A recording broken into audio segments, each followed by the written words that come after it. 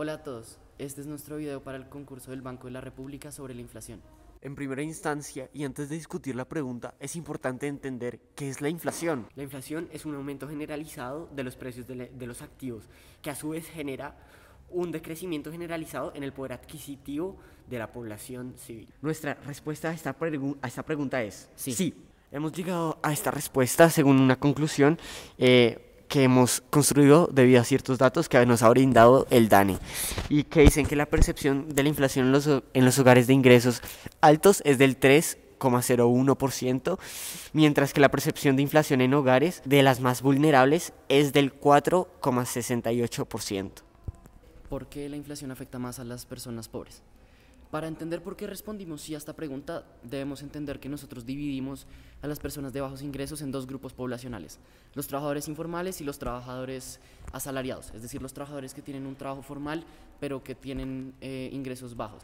En el caso de los trabajadores asalariados de bajos ingresos, a estos les afecta la inflación cuando ésta está por encima de las proyecciones dadas por los organismos económicos. Esto es porque los salarios de la población se ajustan debido a ciertas regulaciones con respecto a la inflación. Y cuando el salario de estas personas se ajusta por debajo de la inflación, es decir, si las proyecciones están por debajo de la inflación real, digamos que las proyecciones de inflación eran de un 4%, pero la inflación en realidad fue 5%. Y los salarios fueron ajustados en un 4%, las personas van a tener que pagar de su bolsillo ese 1%, es decir, su poder adquisitivo se va a ver reducido. Esto es más fuerte en los hogares pobres. ¿Por qué? Porque la comida les cuesta más, porque los activos les cuestan más relativamente que a los hogares de ingresos altos. Por otro lado, en el caso de los trabajadores informales, a estos les afecta la inflación en mayor medida, ya que estos no gozan de los ajustes salariales que le dan las regulaciones de trabajo a los empleados que tienen un contrato y un salario formal.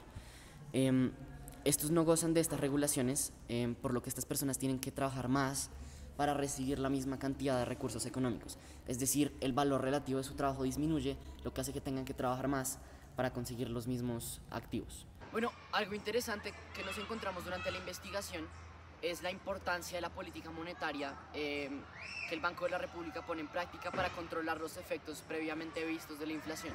El Banco de la República tiene ciertas acciones que puede tomar para que este efecto económico se reduzca.